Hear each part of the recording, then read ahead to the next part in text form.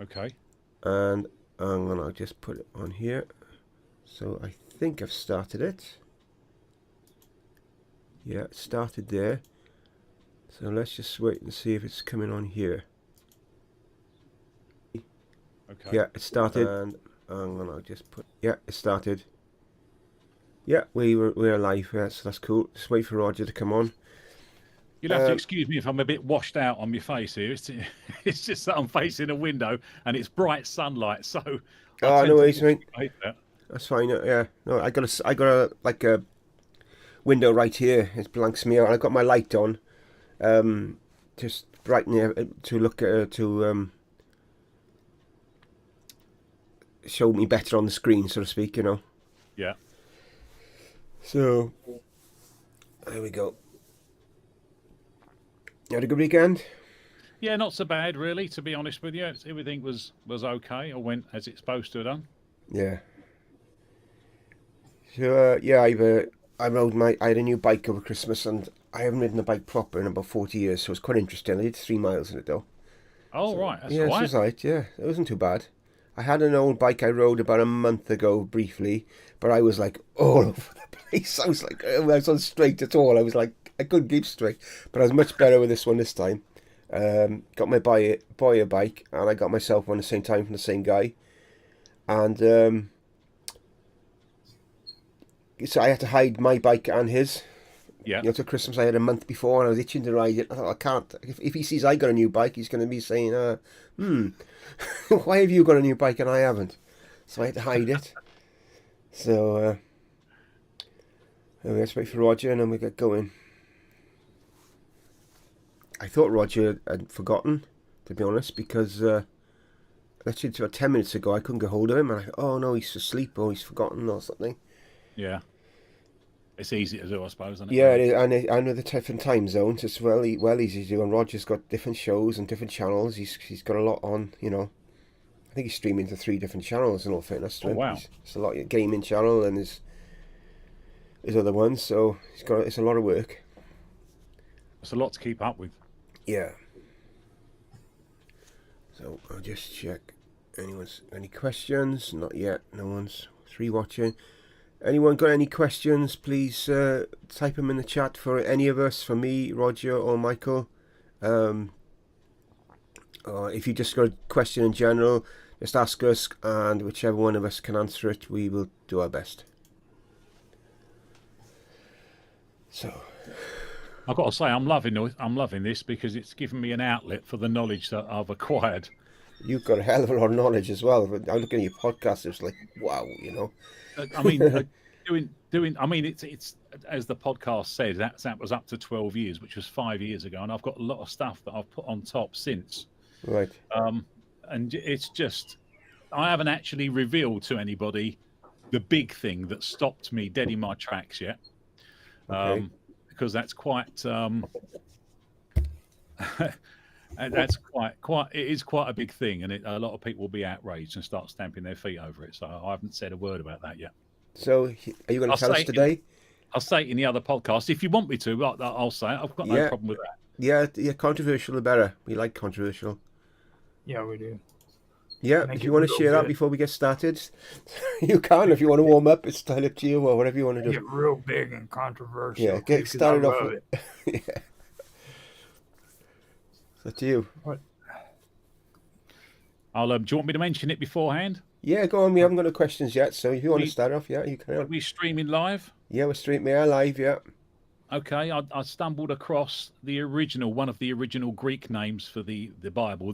I mean, you and Roger will probably know this one. It was the Helios Biblios. Right. Yeah. Yeah, and I traced that back to I think it was a Cambridge University professor. So it has got some grounding. It's Biblios.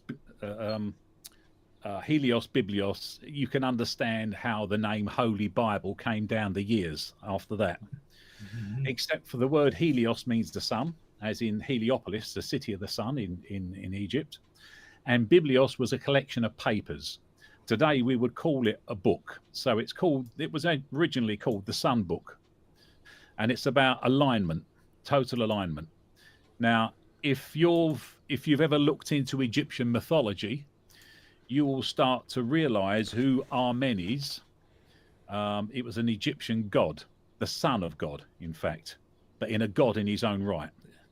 And if anybody knows anything about Jesus, this will start creating echoes in your mind. This story goes back thousands and thousands and thousands of years. The original pantheon was Father, Son, and Mother. It was never Father, Son, and Holy Ghost. It was always Father, Son, and Mother. The reason being, it was about Osiris, Isis, his wife, who was also his sister, and Horus. Horus eventually became the sun god because they had a habit of closing down all the gods and giving the new god name all the attributes of the older god. Now, in Egypt, they had 3 gods of the sun. There was the rising sun, the midday sun, and the setting sun. They all got closed down to become Amen-Ra, and that was Horus.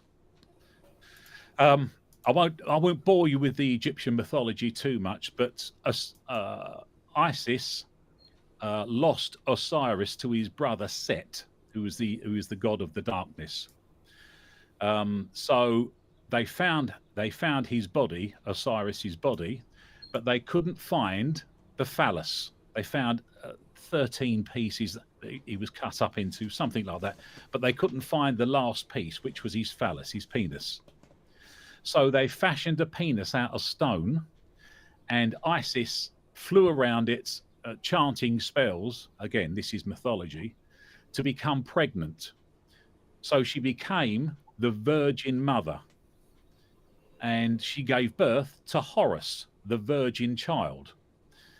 Now, when you go through and look at this echoes in Christian biblical fact, so-called fact, over and over and over again. I stumbled across this because I started looking at what the manger was, because we're told it's an animal feeding trough. It's not. It's actually a ledge in a cave. It has echoes because that's where they put the food for the animals, but a manger is a ledge in a cave. It's not a trough at all. And that's where the stable part comes into the Christ story. Gave birth in a stable. It's because that's where they kept all the animals.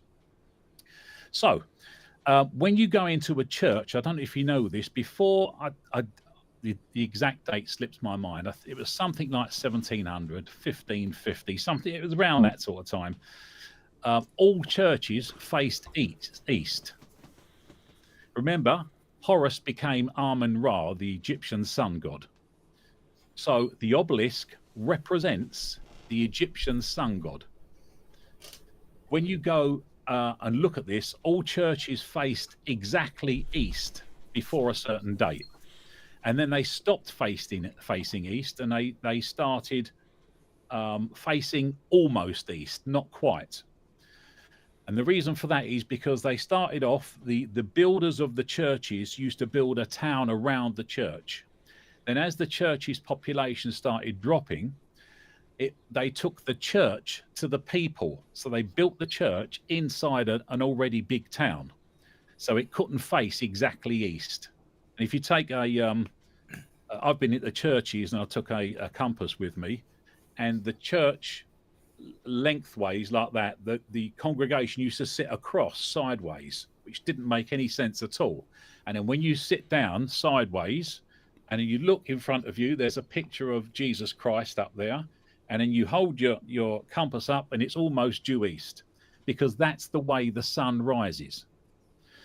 And you do a prayer, you say a prayer, and at the end of a prayer, you put your hands together like this to build an obelisk. And then you say, Amen. That's Amen-Ra, the Egyptian sun god. And when you see the Pope come out on Christmas Sunday, Easter Sunday, for example, and he does a prayer to the masses, there's a huge obelisk right in front of him. Now, I've got no proof of this, but the back of my head is thinking, well, is he praying to the obelisk? Or is he praying to the people? Is he giving the prayer out to them or it? Because it represents the original true virgin birth, which is mythological. So you sit down, you say Amen, you build the obelisk with your hand, and you're facing east. And it's all to do with the Egyptian sun god. The whole book is the sun book. It's about the orbits of things around the sun. That's the whole gist of. And when I discovered that, I had to come away from this because it was so radically different to everything that I've always been told. So I put it all down for a week until I was okay again. Then I went back to it and started delving even more. But that was quite disturbing for me that it was about sun worship basically. There's a Italian conspiracy theorist, I guess you say. I like to call them researchers, but he's really big into that. I don't know if you've ever heard of him or not, but he's done a lot of research into that. And when you was talking about the phallus, he was also talking. He mentioned a part in the old Egyptian myths where a fish had actually eaten Osiris's phallus, and that's why you see the fish symbol when it comes to the Catholic Church. Yeah, I've stumbled across similar things. So yeah, that's good stuff. Me and Robot ended up getting into a debate last night because he doesn't believe that Jesus was black, and I told him, I was like, you need to go back to Noah, look at Noah's sons, and then look at his grandsons, and who Canaan was. You know, Canaan was the one who started the Canaanites, and you start looking at it, and you hear the story about Canaan looking upon his father when he was nude, being cursed by God. You know, and it just everything falls in line. There's actually a description of Christ in the Bible. And it says that he's got, let me try to recall this, hair the colour of sheep, which is either white or grey, and his feet were the colour of, and I think it said burnt bronze, but definitely bronze, maybe burnt bronze. Mm-hmm. But it all goes to look that this man wasn't a white, blonde-haired, blue-eyed man. It's not come from Scandinavia at all. That was that area. It's not, birdie bead. Didn't say he didn't already birdie deed a bird. He didn't speak like that at all. There's a lot of supposition, I suppose you'd call it, that he came from Ethiopia, which was quite a large country at that particular point. Mm-hmm. And although when you look at it now, it's tiny, the rest is the African continent. But Ethiopia was large, huge. And if you look into, I've probably mentioned this before, Axum in Ethiopia, it's a very strange town. It's supposed to have the Ark of the Covenant, guarded by one priest, and they always change the priests. Every single church, it's quite a Christian community, every church has got their own copy of the Ark of the Covenant. And when you look on the art on the walls in the church, Christ and the Virgin Mother is black. They are in this as black can be. So I don't understand where someone can turn around and say he was white with blonde hair and blue eyes. That seems to be conditioning over the years. Yeah.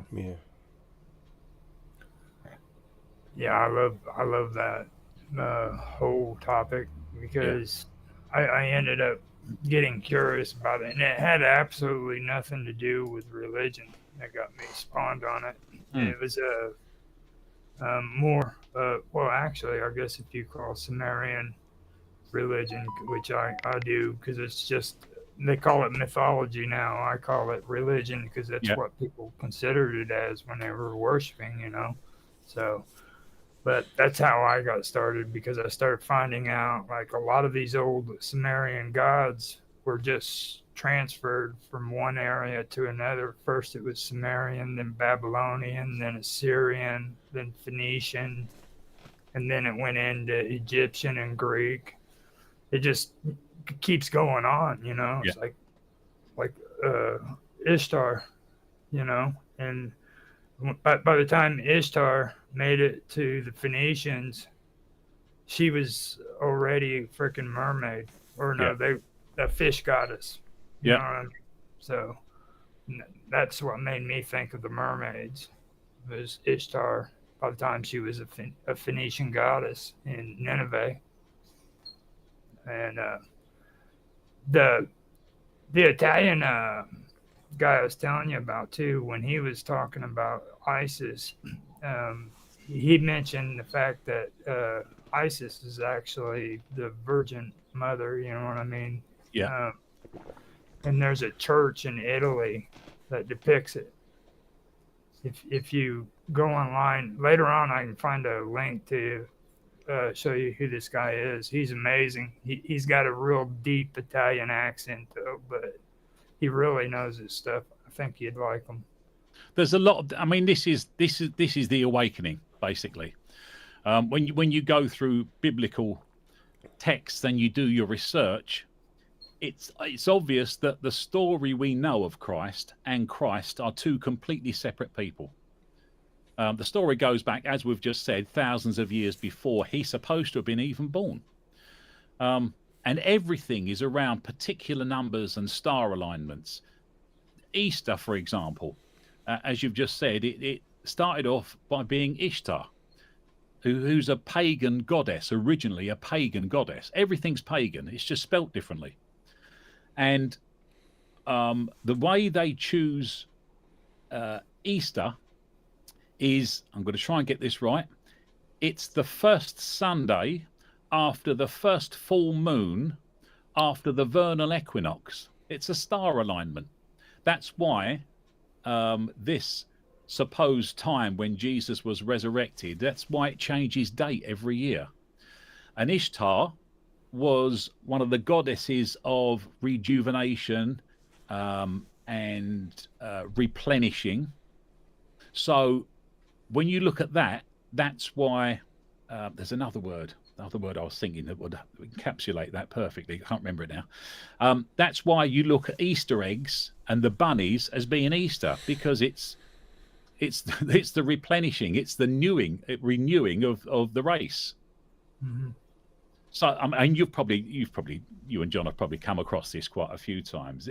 It's such a this whole subject is so riddled with changes that it's not surprising really that we don't understand it properly. Everything, that's the bottom line of it. Thanks to Emperor Constantine, everything is pagan. It's just spelt different.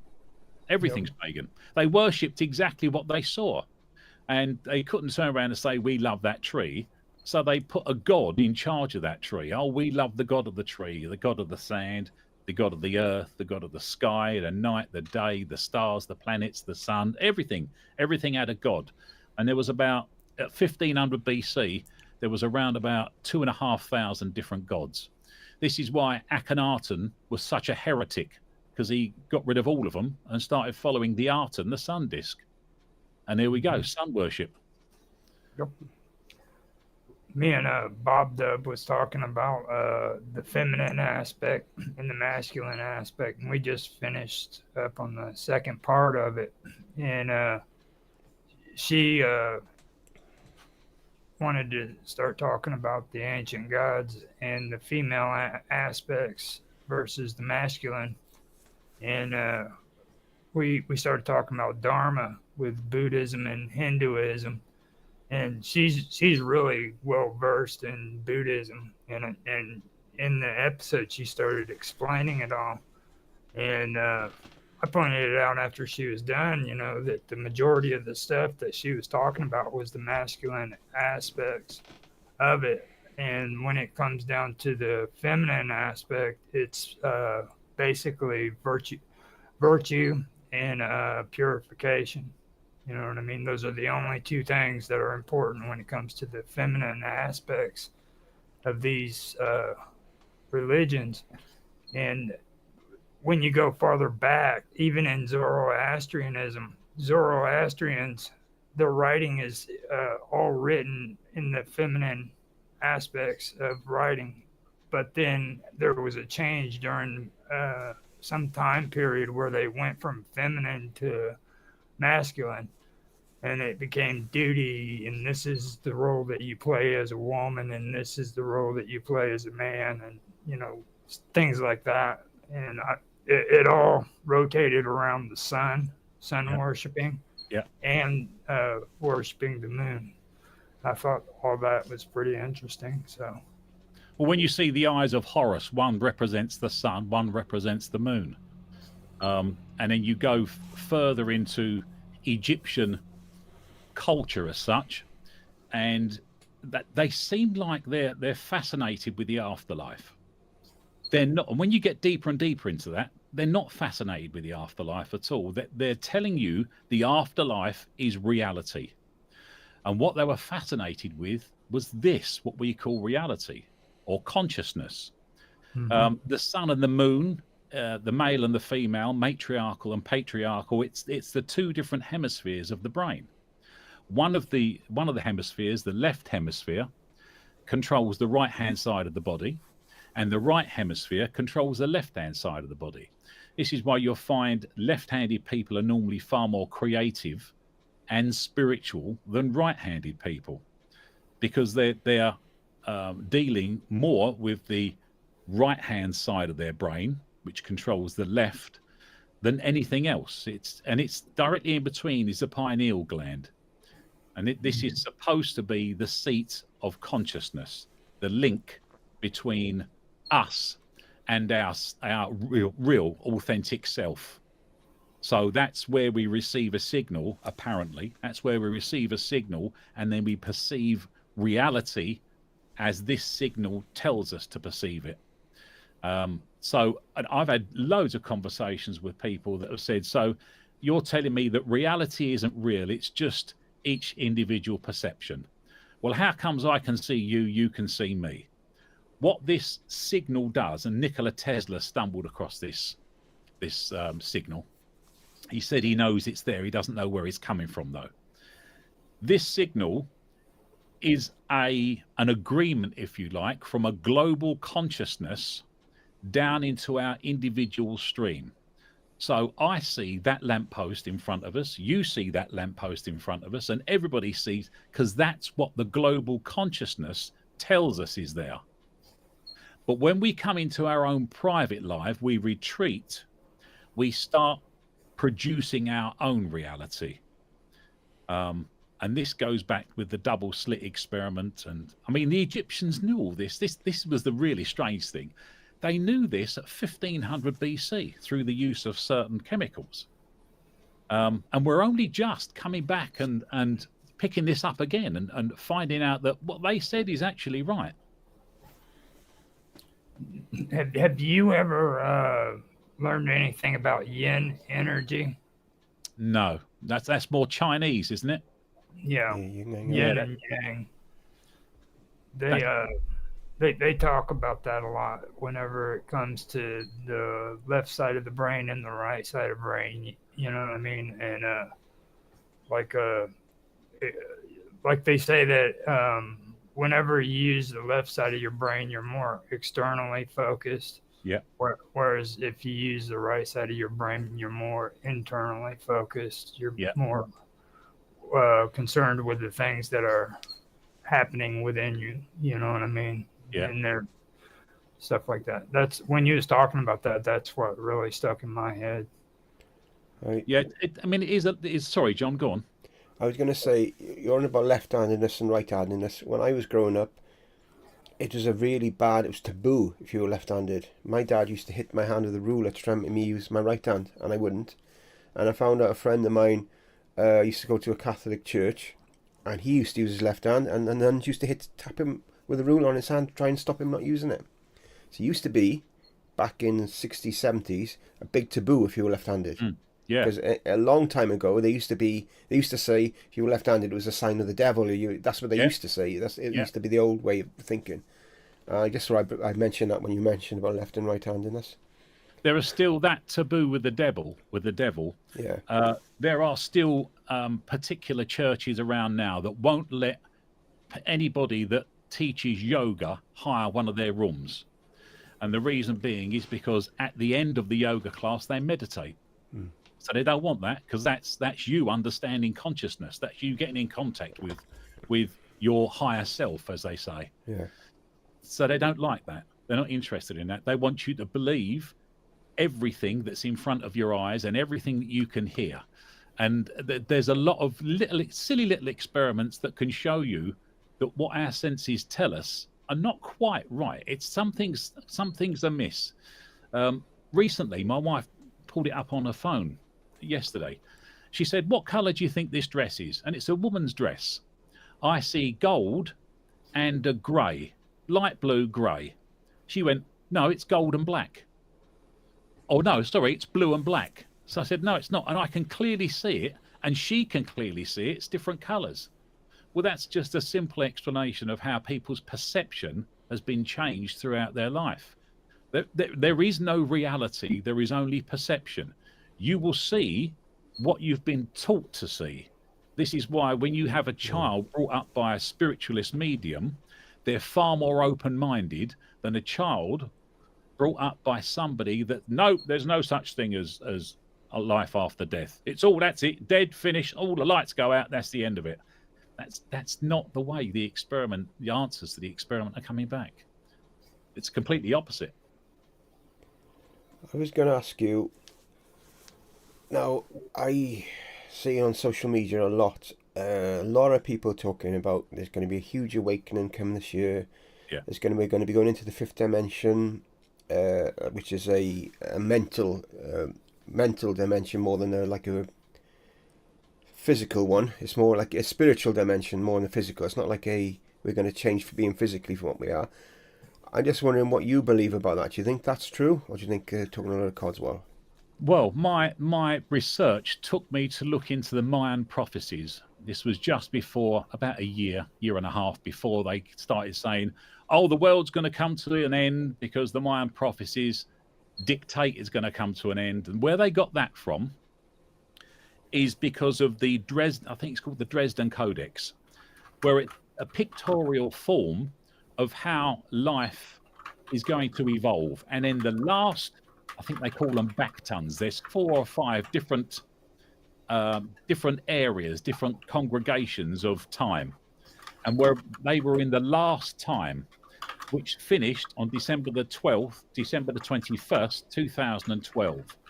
And that showed fire coming from the sky and fireballs and earthquakes and tsunamis and it's absolute devastation. And that's where the media got the world's going to end December the 12th, December the 21st, 2012. So this, when I looked into it, it never said that. It actually said it's going to go back to the original backton for one. I've forgotten all these words now. You'll have to excuse me. It's a long while ago. And the original backton was the revealing of the truth. I can't remember the language now, but the revealing of the truth and the lifting of the veil means apocalypse. That's their word for it. So the apocalypse is going to happen from December the 21st, winter solstice, 2012. Well, it's been a slow build-up ever since then. We're now talking 11 years later, and it's maybe nearly 12 years later, and it's slowly building up into this. My research said that was the return, or they could call it the second coming, of the true faith, the original faith. People think I say true because I don't believe in all the rest of the faiths. People can believe in whatever they want. I don't mind. It's, it doesn't, we're all talking the same language anyway. It's just that the first faith was paganism. So I took that date to be the return of paganism, a love of Mother Earth, a love of whatever Mother Earth gives us, which is, when you look at what's going on, we've got to start recycling more now. We're getting into electricity to run the cars as opposed to fossil fuels, and it goes on and on and on and on. We're getting into that area now. And there was, in Revelations, I think it says, nation will turn against nation. That's exactly what we're doing in the world now. We're all doing this. But it also tells us not to panic, because this is not the end, it's birthing pains. And on that subject, I went to look at the Vatican, and in the gardens around the back of the Vatican, there was this huge brass earth. I'm not even sure if it's still there. This was quite a few years ago that I went there. Huge brass earth. And when you walk round the side of the brass earth, it's a smaller world coming out of a bigger world. This is, and I think that's what it's because it was a strange thing. It sticks out like a sore thumb. There's Egyptian artifacts there and peacocks and all sorts, but this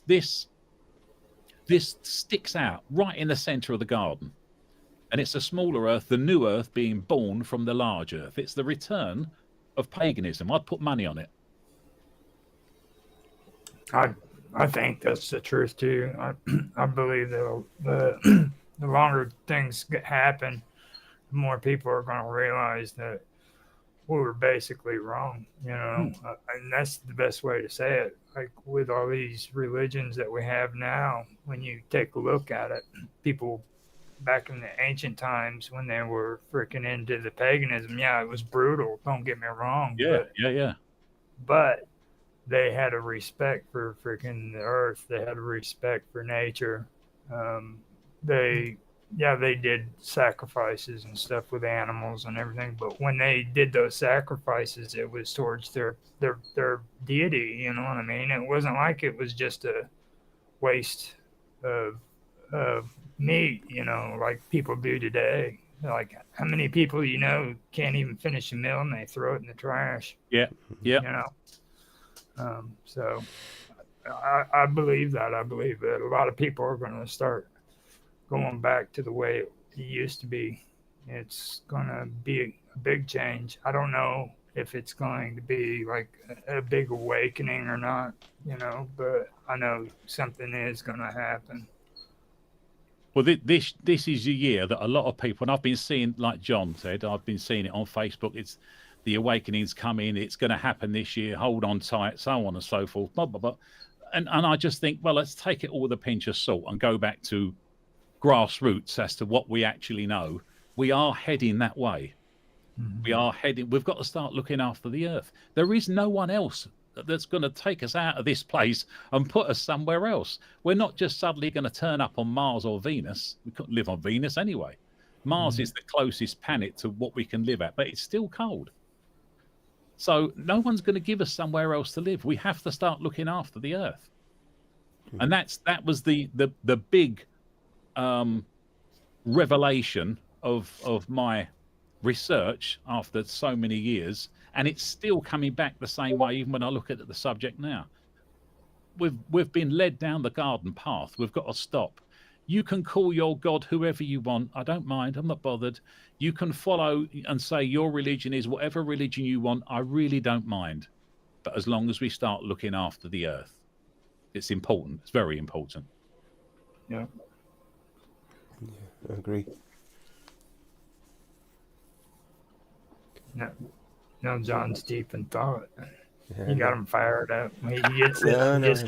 Just sitting there in deep thought. And,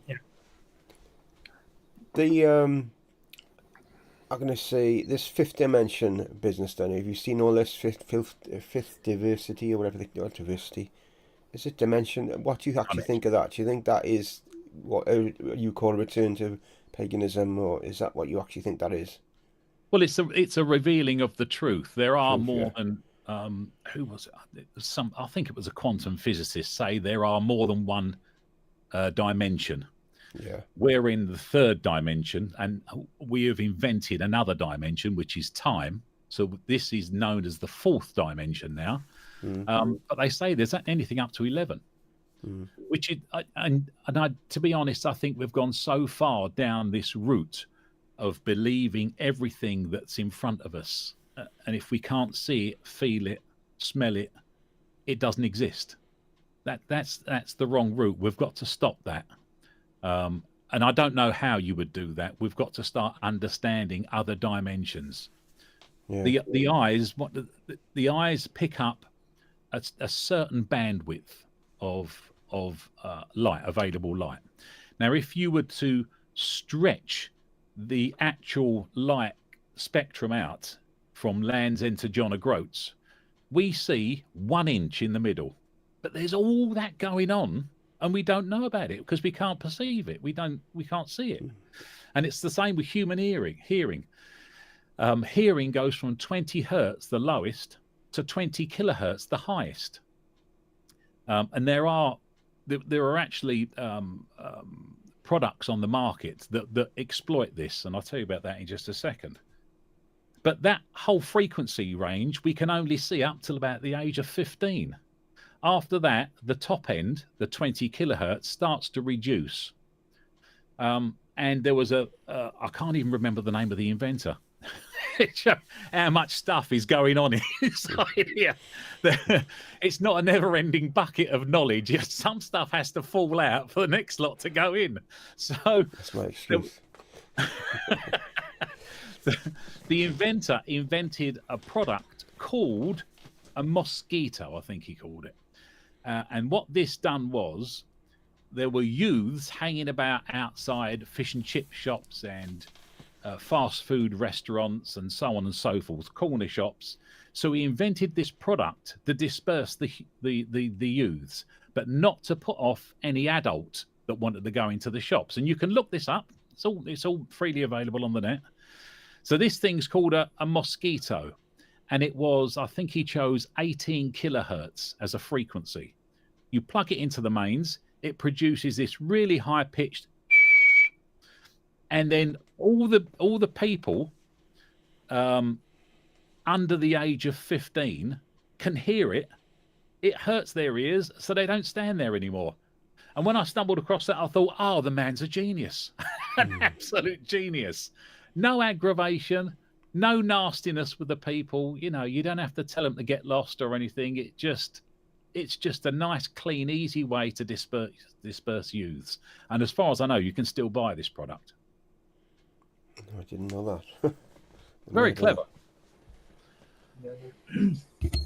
Yeah, they have weird things that they're getting into that. And I used to be into like they have riot control stuff that's out where they can discharge heat waves, aim it at a person, and it'll literally freaking make them feel so uncomfortable they'll run for their freaking lives. And it's supposed to not be harmful to them, but they'll know that they freaking been hit by this wave. It's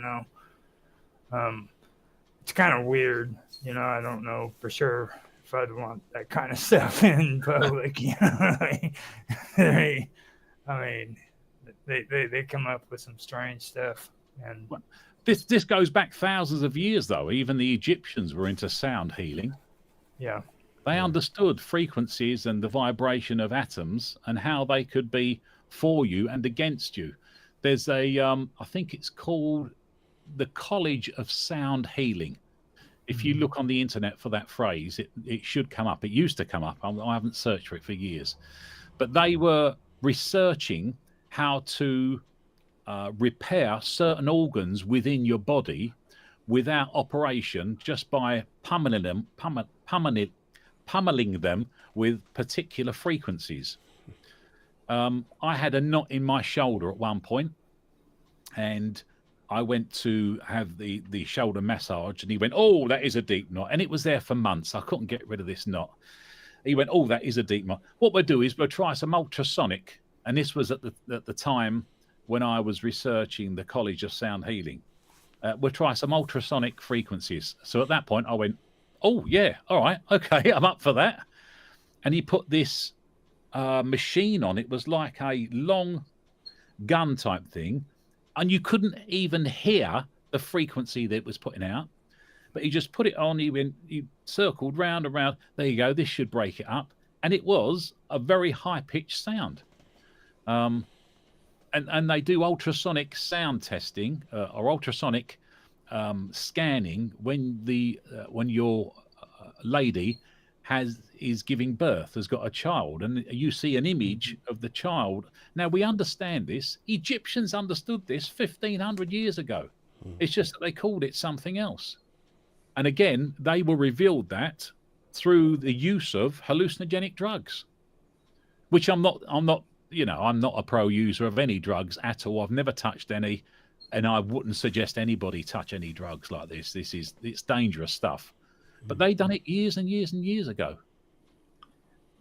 When it comes to the vibrations and stuff like that, though, it's evident. And if you go, like you said, you've gone to the freaking monasteries and the freaking what are they called, the big cathedrals, yeah, and stuff like that. I mean, they used geometry to freaking set it up to where you could go into these places and you could hear freaking the volume, you know, like you sit in one area and you can hear the echo like you're in an auditorium.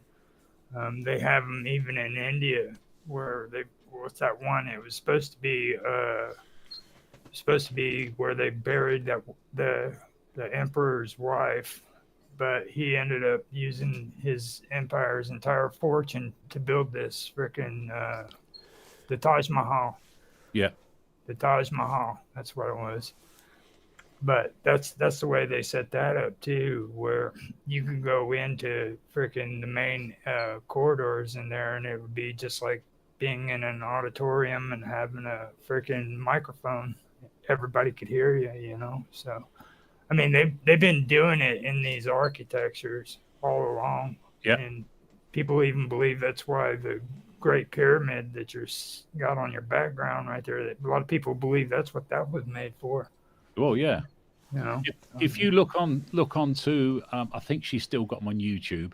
A woman, a PhD from the University of Calgary, Carmen Bolter, a fascinating woman. She has spent, when I discovered Carmen Bolter, it was along the same times that I discovered Graham Hancock. So it could be 35, maybe 40, even 40 years now that she's been researching the pyramids, and it's called the Pyramid Code. An absolutely riveting five-piece documentary, and she goes heavily into beneath the pyramid is an aquifer, and when you run water through an aquifer, because not many people realize this, I think the Nile is about eight miles away from the pyramids at the moment, but there was a big gully cut and they used to go past the pyramids, whereas they don't now. And when you run water, flowing water that's been in sunlight through an aquifer, which is porous limestone, it produces a voltage. Now, underneath the Great Pyramid is porous limestone. And on the outside of the pyramid used to be Tura light limestone, which is an insulator. And when you look at the passageways inside the pyramid, it's granite. I think it's granite, which is slightly radioactive. I mean, ever so slightly. So she's saying the whole thing was like an electric wire. It was insulated and it produced electricity. And the woman, very, very, I'd suggest you, if you want to, anybody who wants to look at this subject, Carmen Bolter and the Pyramid Code on YouTube. It's fascinating. It really is. Yeah. There's a lot of interesting stuff up in the pyramids. Like, did you ever hear about the woman? She's going out there and taking samples off the stones. No. And she's finding old, ancient freaking, well, I'd say they're freaking sea life, basically, that's died on the stones. And the reason why she says that they're on there is because the stones had been imported from long distances and everything. Yeah. They're trying to figure out where it came from. But what it could also be too is the fact that before Egypt was desert and everything, it was actually a tropical freaking, yes, you know. So either way that you look at it, there's a chance that those pyramids are older than what people are making them out to be, you know, and stuff like that. So that's what I got into with that one. I thought that was pretty interesting. Well, if you look on the side of the Sphinx as well, there's weathering on the side of the Sphinx, but there's weathering at the wrong angle as well. And they were saying Graham Hancock and Robert, I was just trying to think of his name, Robert Bouval. They go through this quite a lot. They're saying the whole thing was underwater at one point, and then as the water dropped, this is after the deluge, and that deluge cleared a lot of knowledge and information that was held in parchments and so on and so forth. What with that and the Library of Alexandria being burnt to the floor, that's where all this knowledge has been lost, which is such a shame, you know, because people are not, they get so clued up into watching TV, eating a burger, and then going to sleep, and then going back to it. That's not what life's all about. We weren't built and put here to pay bills and go to sleep. We've got a greater destiny than just to do that. That's a very material destiny, and that's not what we're all about. Where do you see AI affecting mankind in a good or bad way? Or haven't you thought anything of it? I'll tell you a little story now that was very, very disturbing to me. I'm a bit of a computer geek, so I bought this little single board computer, and I wanted it to do a particular task that I couldn't program it to do. I tried, it just wouldn't do it. So I thought to myself, I know, Chat GPT, I'll try that. Out of desperation. So I went to Chat GPT and I put the name of the operating system I was using, and I told it what it wanted to do, and it came back with the code, quick as that. I put the code in and it worked. Wow. And I went, that's fantastic. That is amazing. That really is good. And then I went, oh no, hang on a minute. I hold it. That makes me the weakest link here. And me, as in mankind now, that's not good. After that point, I got a terrible, terrible feeling in the pit of my stomach that we're giving computers the ability to outthink us. And I don't think that's good. I think the worst part about it is the amount of information. You know what I mean? It's not even the fact that they can outthink us or not. It's just the amount of information that's gathered, you know. Yeah. This is immense amount of information. And humans have never gathered this much information in our entire existence. You know what I'm saying? So you've got all of these libraries of information, and all they need to be is gathered up and put into one database. That's pretty scary. God, that's terrifying. I mean, we would never be able to know what artificial intelligence knows. Never, not in a million years. Our brain isn't capable of that amount of information. As I said earlier on, when I find out a new piece of information, a piece falls out that end while that piece goes in that end. I can't remember everything. I've forgotten more than I know. It's just something else. I think with technology, that's one thing that people really need to stop and start taking a more serious conversation about. You know what I mean? It's good in a sense, but then you stop and look at it, okay? It's also bad in a lot more ways, and nobody wants to have to do stuff the hard way. Don't get me wrong, you know. I mean, nobody wants to go back to driving Etzel freaking vehicles and watching black and white television. Nobody wants to do that. But at the same time, look at it this way: you've got freaking little bitty televisions that freaking you can walk around with on your hand. Yeah. Where you just sit and watch TV at the bus station. You know what I mean? And we call that YouTube now. But nobody could ever do that before. And it's kind of like getting all this new technology and not being freaking smart enough to handle it. You know what I mean? You're getting a little bit too much too fast. Yeah. Even with computing power, I've been messing about with computers for donkey's years, 30, 35 years, something like that. And it was always a known thing. If you bought a computer, 3 years later, it would have doubled in speed. So that went down to 18 months after a while. And now I don't think it's even 18 months. The computers they've got now are unbelievably good.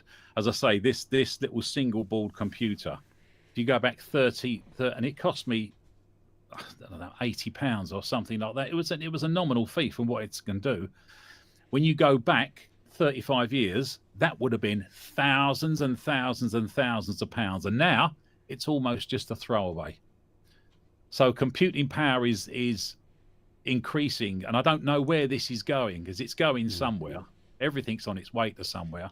But I think the days of us being chipped up aren't that far in advance, to be honest with you. Even if you look at Elon Musk now, he was testing and putting a chip into people's brains so that they could recall all the information like an artificial intelligence. That's quite disturbing. That disturbs me very, very much. I think the human race over the centuries has been reset many times in different forms. And I think this is just, I don't know how long it will take, but it's going to hit another peak before long, and it's going to be a reset again. I really think, and I think AI is going to be behind that somehow. Yeah. I'm not going because I've seen the Terminator films. I just think genuinely, I think it's going to be behind it. I think a lot of these movies, sometimes there's a bit of like the future in them. Sometimes it is like The Simpsons. We all see the little things of The Simpsons saying, "Oh, The Simpsons did this 10 years ago." And I think, well, you know, I think sometimes it's in there. It's in the films. It's in the shows. They're just giving us a glimpse of our future sometimes. Yeah. And so even the revealing of the truth. You look at programs like the original Stargate film. It tells you what went on inside the pyramid, but it tells you in a fictional sort of fantasy world. But it actually tells you what went on. And it's exaggerated so that it doesn't quite fit in reality, but that's the gist of what went on. Yeah. And Contact with Jodie Foster, fantastic film as well. Nearer the end, she drifts off into this alternate dimension where she meets her dead father. And what they're explaining in an everyday format is dimethyltryptamine. That's what Egyptians used to. Well, they didn't know it as that. Obviously, they just knew this particular flower, the fleur de lis. It was a flower of the lily. Well, that particular flower it makes you feel good, and it gives you altered states of consciousness. So they used to take it. That was all into their altered states because of the information that was revealed to them when they was in it.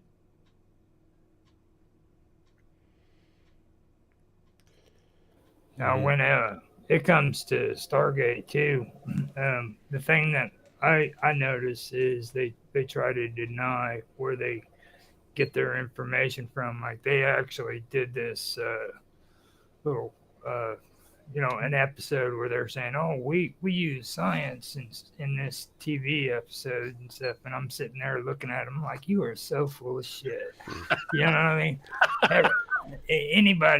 Anybody who's done any kind of research into ufology, when they look at that TV series, knows exactly where they got their information.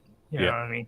Yeah. And it's amazing to me that these same people puts these actors on television to try to convince people that they use just as much science as everything else. And we're not trying to push on you this ufology stuff. Well, crap, that's exactly what it is. It's like they made Apophis out to be freaking like the major bad guy all the way through the freaking TV series. You know what I'm saying? I mean, and Apophis, of course, was an alien from outer space. You know? I mean, does that sound familiar to you in any way? Yeah. Well, I've never come across that name, but Graham Hancock, very, very, very. He's been researching this forever and a day. Very, very factual researcher as well.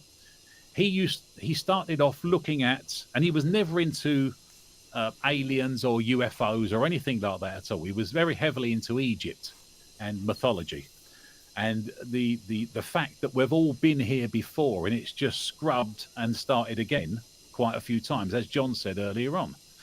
Well, he went to France to look in some caves in France at some cave paintings, And he noticed in these paintings that are thousands and thousands of years old, there was a blip in the sky. And he went, it's what I would call a UFO. He said, but I'm not a UFO person. I don't do that at all. And he kept researching and researching and researching. And then he come out with something that I thought was very, very profound and that I never thought in a million years he would say. And he went, I think a UFO is an interdimensional craft, not an extra dimensional craft. It doesn't come from out there. It's here. They're already here. And they just appear and then disappear. And I thought that was, for him to say something like that was a big step, big step, because he's not into all that at all. Mm-hmm. Some people, Go ahead. Some people reckon some of the UFOs that people experience and abductions and stuff like that is us from the future. That's what mankind's going to develop into, is what these aliens are. That's what some people say. Again, I don't know. I am not something I've really studied a great deal, but sort of can make sense, I suppose. It could make sense, isn't it? The way, you know, because we don't know how we're going to be becoming more like entertainment orientated. We're going to become less physical beings because we don't use a physical side of us so much. So we're going to, who knows, maybe we'll become smaller as as the centuries go on, because we need to have the muscles, we don't need to, because we don't use them. Because, like, as you know, with animals, they develop, don't they? Over the years, things that are no longer useful to them, they sort of eventually, over thousands of years, they're not there no more because they don't need them. So who knows where the human race is going to go? Especially when you've got to think, we don't even have to. The way it's going, you're not going to be 1,000 years from now. You're not going to even have to go out to the door. You just do everything at home. It'll all be there. You'll be working from home. Everything will be done from home. The way it's going. In some ways, it's happening now, but 1,000 years or more, where's it going to be? You know, if there's not another reset before then, it does make you think. I'll tell you one thing: they're not going to be using the term work anymore. That's going to be gone. Like, people aren't going to get up to go to work. You know what I mean? Like, it's not going to be a burden to them. No. They're going to get up and wipe their chin and make sure freaking they didn't drool all over themselves when they were asleep, and then sit down to a nice kosher freaking desk, and I guarantee you that'll be the extent of their day. Well, I don't know if anybody's looked at Dr. Bruce Lipton. The guy's fascinating. He explains, and this is exactly the subject that he talks about. He explains how your body changes when you're in a hostile environment or a loving environment, and the changes that will go on within you. And this is evolution, exactly what John was talking about. This is evolution in its minutest form, except he's broken it down to individual cells. And he said that a cell only has, I'm trying to recall this, that the cell only has two sides to it. There's either love, which is growth, or hate, which is protection. He said, and depending on the environment that you're in, your cells in your body, every single cell will fall into one of those two categories. Normally, if you walk into a room where people hate you, you can feel it without knowing it. Or some person particularly dislikes you, you know in the pit of your stomach. And that means the cells of your body have now gone into a self-protection mode, and you're protecting yourself from that person. He's a fascinating man. Some of his lectures, they are a little bit long, 45 minutes to an hour. I was laying on the bed watching one on the TV, and I was dozing off like this. And then all of a sudden, right at the end of the lecture, he went pop with a sentence, and I can't even remember what the sentence was now. Bash. And I sat bolt upright, and I went, oh my God. Because it made so much sense to everything. He's a fascinating man. If you haven't had a chance to look at Bruce Lipton yet, I'd suggest you go and watch some of his lectures. They're amazing. With reference to what you said earlier about the sound therapy, there's the theory, everyone says that everything vibrates. Every cell, everything. Even though you can't see it vibrating, it vibrates. Yeah. So thus, if you're using sound to help a problematic area, that totally makes sense because it's vibrating to help the issue, isn't it? Yeah. So This is the way opera. I come across a guy called, oh, what's his name? He produced, I can't remember his name now. He's not with us anymore. And there's a great video on YouTube of him. He produced this sound thing from a desk lamp that boiled water immediately. So you made your cup of water, he poured cold water into a cup, put this thing in, and it just went, blah, blah, blah, blah, blah, blah, just started boiling within a second or two. And then he took it out and he put his milk in, and then he drank it. He developed it from a desk lamp, so it looks a little bit rubbish, but it's fascinating. And I think he was a saxophone player. And he noticed that when he was in certain clubs, smaller clubs, he'd blow certain frequencies, and he'd get the glasses on the shelves vibrate. So the staff would have to put their hand up to stop the glass from coming off the shelf, because it would hit what's called the resonant frequency of that shelf, or that glass. Opera singers have notoriously been able to hit a pure note sometimes that shatter glasses. There's loads of videos on YouTube about, there was the guy that got a really powerful, it's really weird to watch, a really powerful radio and a sound system in the car. I mean, it was a ridiculously powerful thing. He'd opened the boot and it was full of speakers, great big speakers. And anyway, so he's done it, put it all together, closed the windows, done the windows up, and he's at one of these little car rallies where they show their car off. And he's turned the stereo on really loud, and the bass frequencies, you look at a window, the driver's window, I think it was, and it was going like that. The glass without shattering. And I'm looking at this, I was gobsmacked that sound can actually almost reduce the hardness of an item. And then part of me thought, I wonder if this is how they built the pyramids in Egypt. Because when you look around the world, Göbekli Tepe is one of these places. I haven't done a lot of research on that, although Graham Hancock looks into that. They build a wall and it's like a jigsaw. It's so intricate, and you can't get a cigarette paper between the stones. They are that perfectly in line with each other. And I'm thinking to myself, I wonder if that's how they've done that. So in theory, if everything vibrates, if you wanted to go into another dimension, if you discovered what frequency this dimension was and you built a device to do it, in theory, you could go to another dimension by changing your frequency to the other dimension. Yes, I would. Hence, like Stargate, in a sense. I would be very surprised if you look to another guy called Russell Targ. He's done work for certain American government agencies, and he teaches people how to remote view.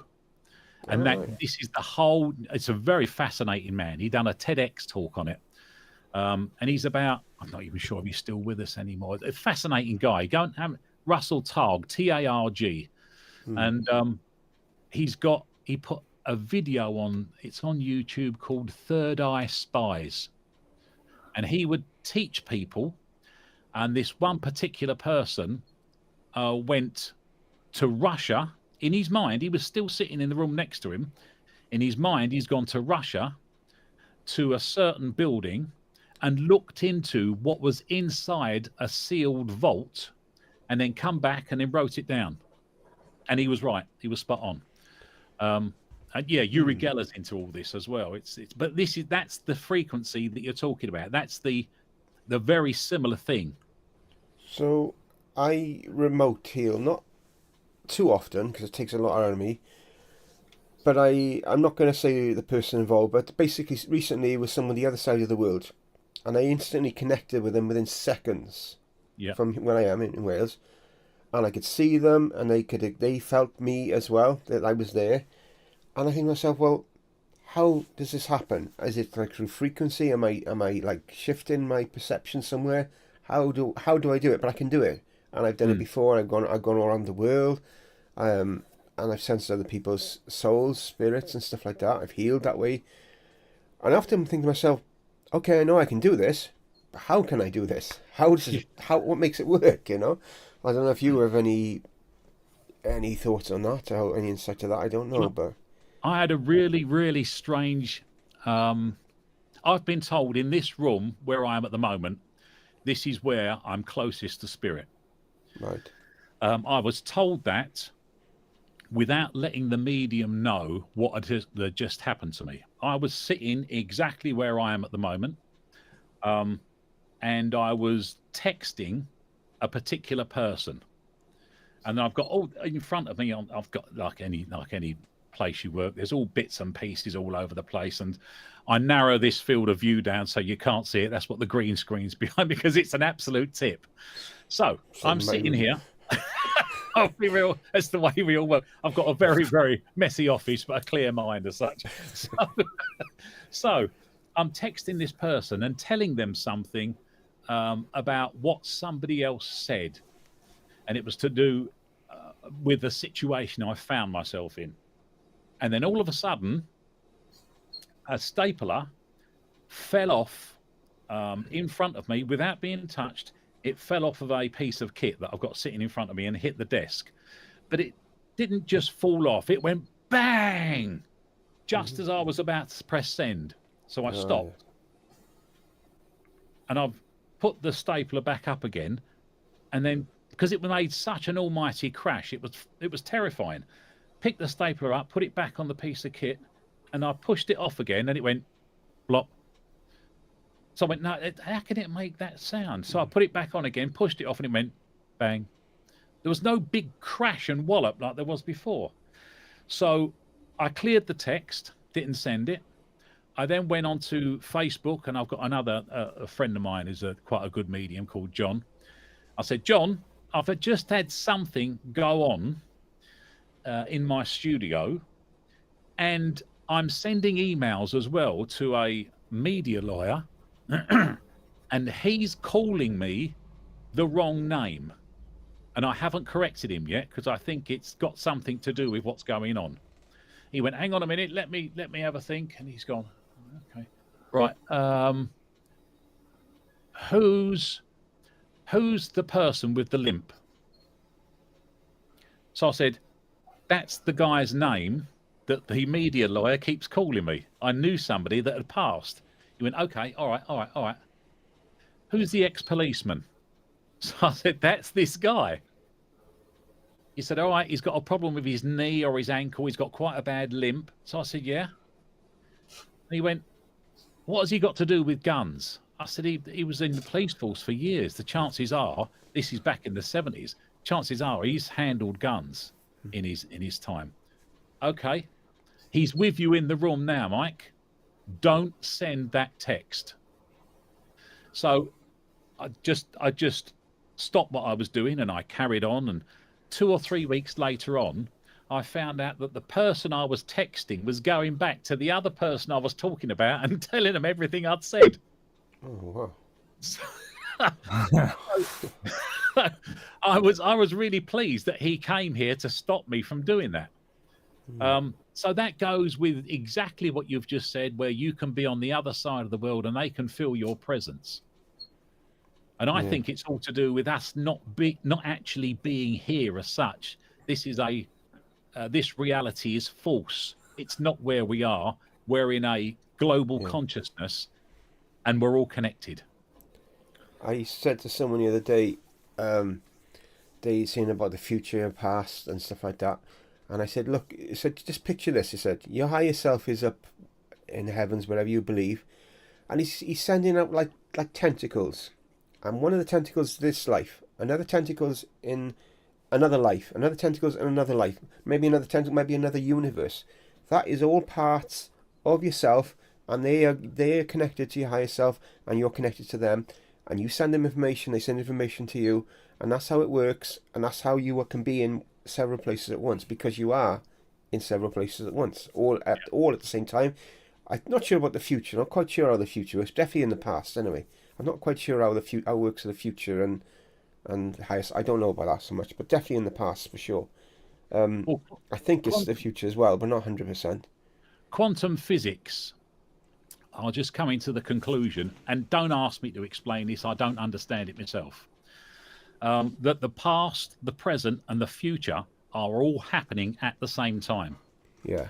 Now, when you research ancient civilizations, they never used to live in the past or the future.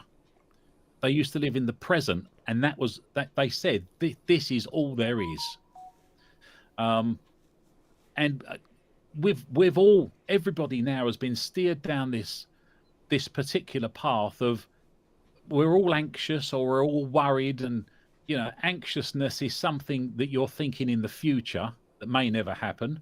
Worried is something that's happened in the past that may not be what you think it is at all, because we perceive things differently. And I'm the world's worst at this. When my mind is when I'm trying to sleep and my mind is active, I start worrying about stupid things that happened 35 years ago. I said this to him, and he must think I'm a really bad person because of this. I bet he hates me. And I guarantee if I was to speak to that person, he wouldn't have a clue what the hell I'm talking about. So I'm creating this myself because the mind is a problem-solving machine. It just produces nonsense, really, sometimes. I went through. I was thinking about something like that one day, and I messaged because I think I've got quite a good connection on the other side. Message came through to me. It doesn't matter. Strong message. It doesn't matter. And basically it showed me in the next instant all these little things, these worries, anxiety, they mean nothing. They're not helpful. Leave them. Just forget about them. And I thought, wow, that makes so much bloody sense. And to be honest, I've been a much better person from that day. I don't worry so much. I don't. Sometimes, when you're overtired, yes, you drift off and you think about this. You do. Everyone does. We're all human, but generally, I don't. I'm much better, and all because of that one incident. Got shown they don't matter. Nothing matters. Basically, as I said, nothing matters. Obviously, it does, but that's what I was told. So I just remembered that now. We've all been pushed down this route to try and control everything that goes on about. There is no control. Any psychologist will tell you that. Control is nonsense. It's 86% of what you worry about and you're trying to control never happens. 86%. That's ridiculous. Why are we spending our life concentrating on the 86%? But it's so difficult, John, just to relinquish control to the universe or Mother Nature. I find myself worrying about it, and I understand about relinquishing control, and I still worry. So it's so difficult. I look at it as like your connection to your higher self is like an unhindered connection would be like Niagara Falls. It would just be shooting straight down. But then you've got rocks again, the way you will divert the water here. You'll have, which I use the symbolism as like worries. You've got trauma, which will send the water there. You've got anxiety, will send the water there. Before you know it, the water becomes like a trickle. Yeah. But when you leave them when you remove them worries, if you deal with them worries, you deal with that trauma, suddenly your connection becomes stronger, and that's what's happened with me. Because as a healer, I have to self-heal. I have to. You've got no choice. You have to self-heal. If you want to be a healer, you have to self-heal. You've got to. It's part of the process. And that's what I've done. Stuff that's been a trauma to me in the past, I've revisited it till I got to the point where it was no longer a trauma. And even grief down to my mother, that is greatly reduced now because she's made a presence known to me to show me that she was still around, so I didn't have to grieve for her because she was still here, and stuff like that. And that's my view on it. Maybe not be everyone's, but that's how I perceive it.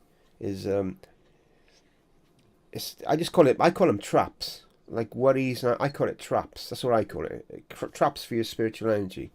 And if you can not let it happen, you become a better person overall. That's just my philosophy on it. That's why I tend to look at it black and white, I see it more as a process too, though, because that's one thing that a lot of people don't want to admit is the fact that these emotions that are freaking dragging you down as a part of the process that you should have followed through with instead of ignoring them like they weren't there. You know what I mean? Like if you're riddled with guilt and shame, then there's a reason why you're riddled with guilt and shame. It's something that you need to take care of, because if you don't, it's just going to rot away at you.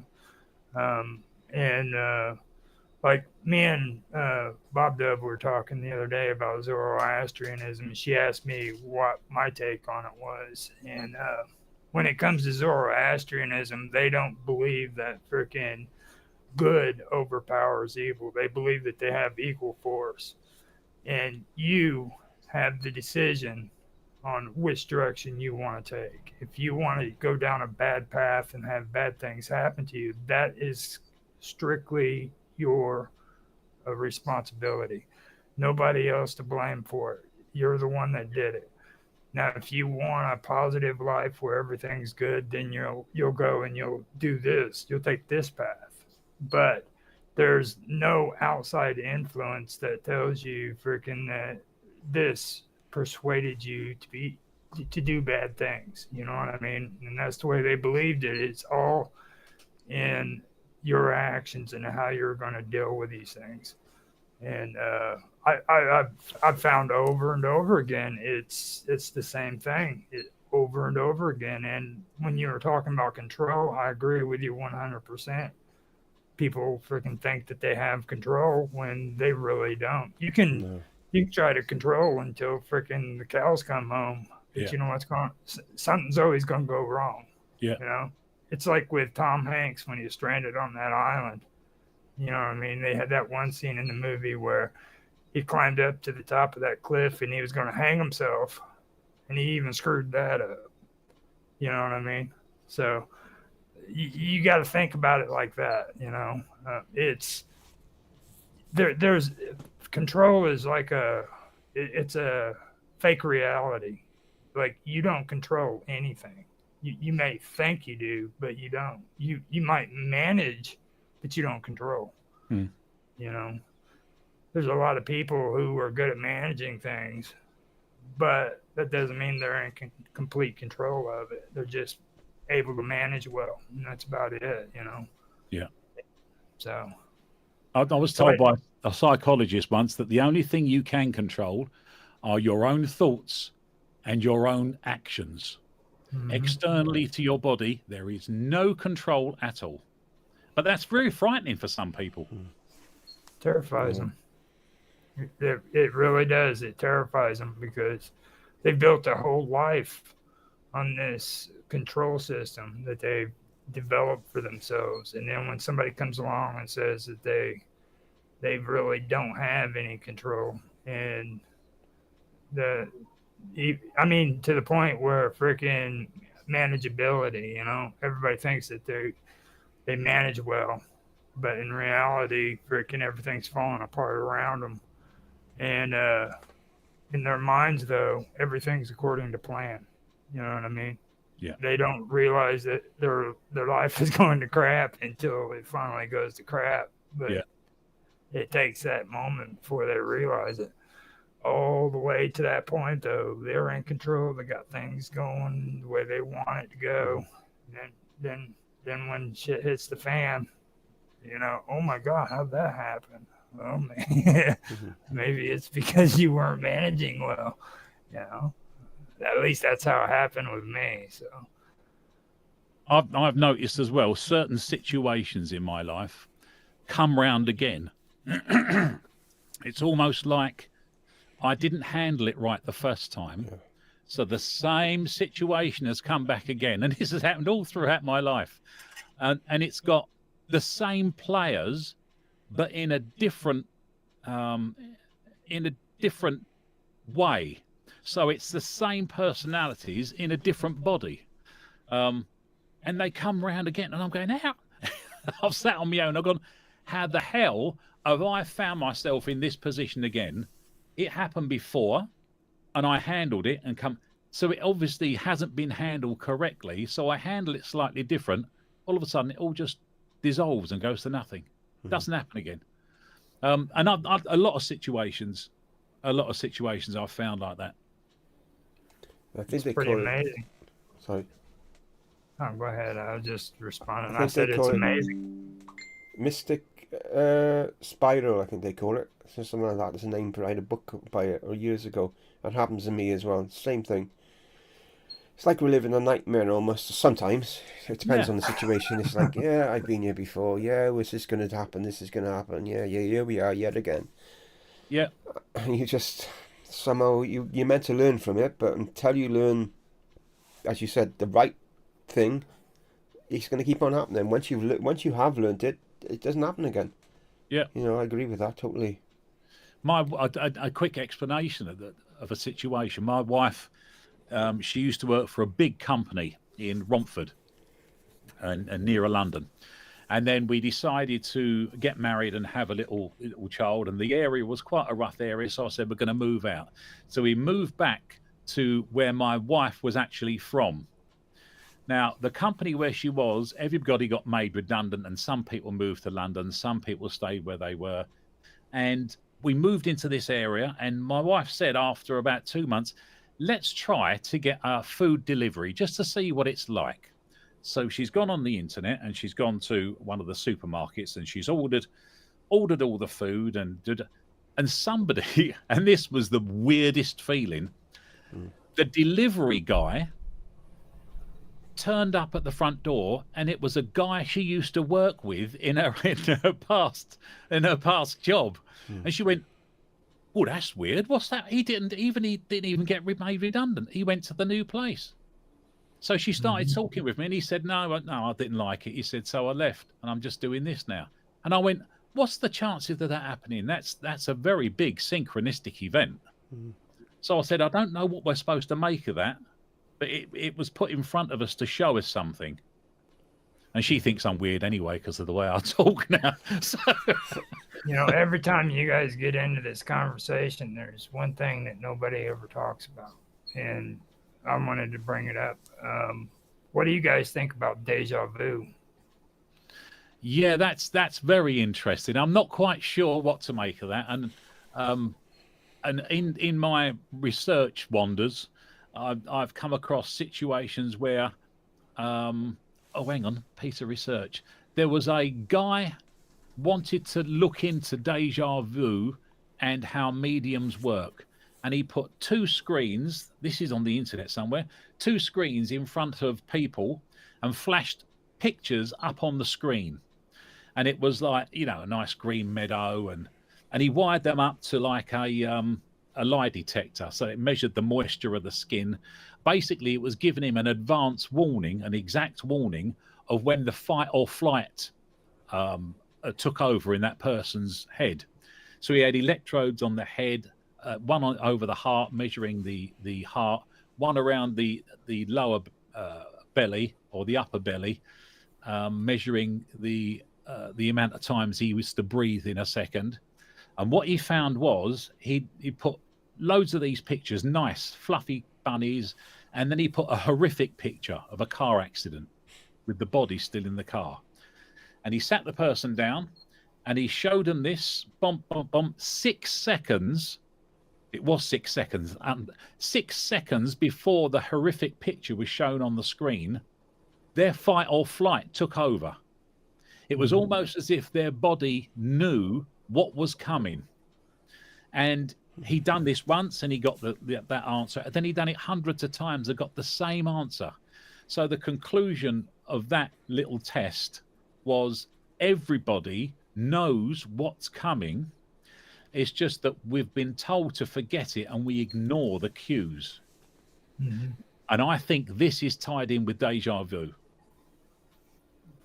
Yeah, that's the one thing that always rings out because, like, I've heard other people talking too. Like, whenever you have migraine headaches, there's a chance that freaking that had to do with what was it, astral beings. Like, at some point in another dimension, you'd experienced it before. Yeah, and there was a how was it? Like a crack in fabric of reality. And like when people have migraine headaches, usually that's because a memory that freaking was from that dimension is trying to creep into your brain, and freaking it's interrupting your way of thinking. I've heard people talk about stuff like that and different theories, but it's pretty interesting when you do get into that, because like deja vu, when you say, man, didn't it happen already? And you can't think of it the occasion whenever it happened, but freaking in your mind, I've done this before. Yeah. It's not even a doubt in your mind. Look, Yeah. I know I've done this. So that's why I wanted to mention it. Well, this experiment went on a bit further. They were then looking to see why some people can actually get these feelings at a further distance. So it's like something will happen tomorrow and they can feel it today. And that was the last thing I heard of it. I've tried searching for it again and I can't come across the experiment anywhere. But I would like to know the outcome of that. Mm-hmm.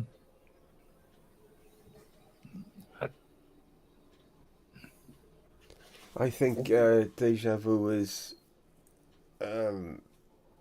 you've experienced it before, but not always in this lifetime. Maybe you've experienced it in another lifetime and it just comes back and you think, oh, I remember walking in a town called Haverfordwest when I was a youngster and I thought, I've been here before. And I'd never been here before, but I knew I've been here before. I know I've been here before. And I look back at pictures of it from the 50s, 40s, 50s, and I'm looking at it and I thought, oh yeah, that seems so familiar, you know what I mean? And yet I'd never been there before. Now I'm seeing these pictures, not at the time. So it does happen. Also had, once I was walking up the stairs where I used to live, and I looked across the landing. I was going up to tell my children off because they were fighting.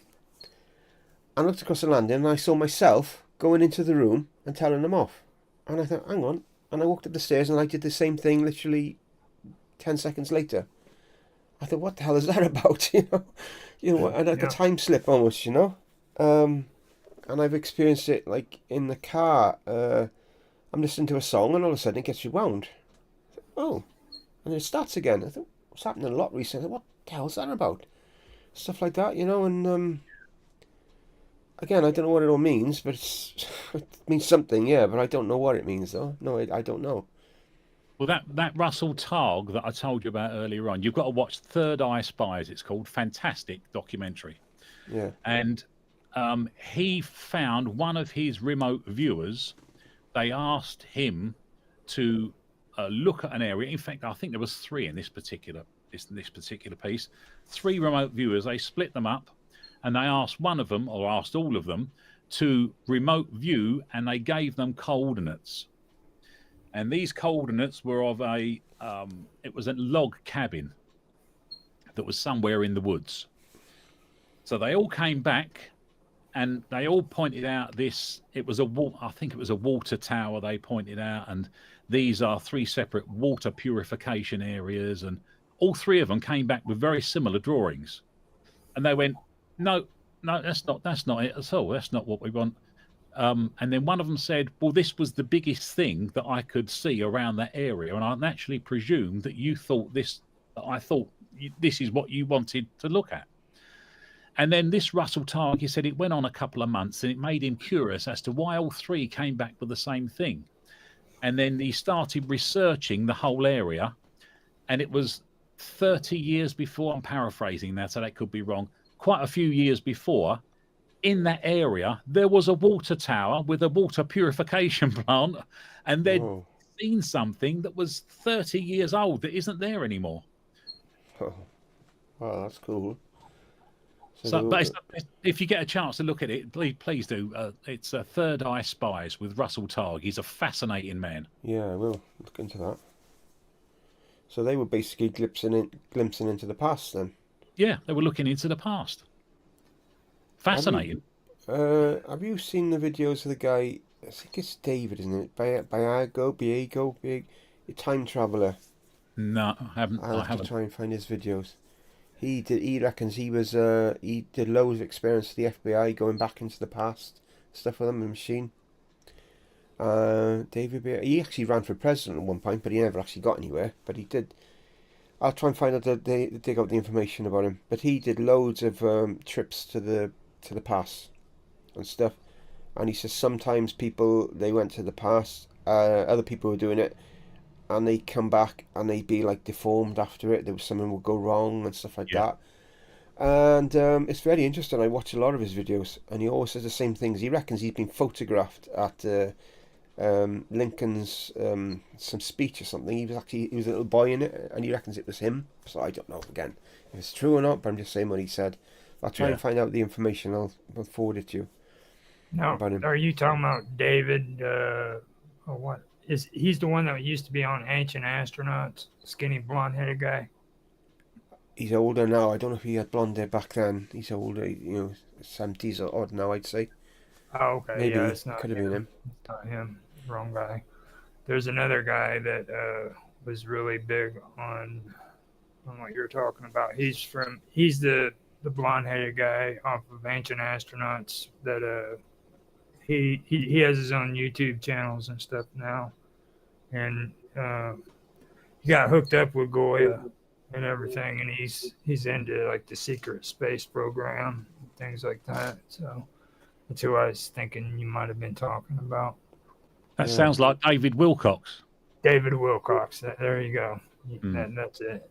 Yeah, that's who I thought you might have been referring to, because he's into a lot of that stuff. And don't get me wrong, I'm fine when it comes to people being able to see visions and stuff like that. But with a lot of that, though, you do have to be careful, because I've done a lot of research when it comes to people involved in talking about like the secret space program and everything, and there's quite a bit of mental health issues going on there too. You know what I mean? So just kind of use discernment when you go through and you listen to people, and make sure that you're not getting carried into something you don't want to be a part of. You know what I mean? Because there is and there's some people that discuss that stuff. I really have sympathy for, because they don't understand that they have mental illness. And even if they did go through the situations that they're discussing, there would still be mental illness there because of the trauma they've been through. You know what I mean? So you gotta just be careful when it comes to that stuff. I'd imagine as well, if you got people that do go into the past, if they vision it could affect them quite in a big way mentally as well. Could affect their mental health. I don't, you know what I mean? Because it's like, I just think it would. I really don't think it would, because I don't really know why. I just got a feeling it would really could affect them mentally as well in a big way. I really think it could affect them. It wouldn't surprise me. And when you just said then about people were coming back and they were disabled, that sounded like a Philadelphia experiment. Have you ever looked into that? Yeah, I've heard of that as well. Yeah. That was quite interesting, because Nikola Tesla was involved in that, and Albert Einstein after Tesla left, I believe. But that's quite an interesting read as well. Yeah, they were coming back, like he said. Well, not one as graphic as the Philadelphia experiment, because they're supposed to be like sailors like fused into the ship and stuff like that. Yeah. This was more like they come back and they'd be missing part of their leg and stuff like that. Would be like part of themselves got left behind. It's something like that. It was. I can't remember the story now. It's been years since I've seen it. It was really at the start when I formed Wonderful World of Weirdness. Before I actually created my videos, I was watching all these videos. It was part of the core reason why I started, I suppose. Got me into all of that. I just can't remember that. I can see the guy now. His glasses. I can see him now. It's Biago or something. Sure, it's him. But I will find it. There's a lot of people too that end up having physical ailments too, like having issues with their freaking health, where their health is literally declined real bad, and they're having to go to doctors over problems with their kidneys or their freaking bladder. I mean, tons of reports of that where it just literally damages their body. Yeah.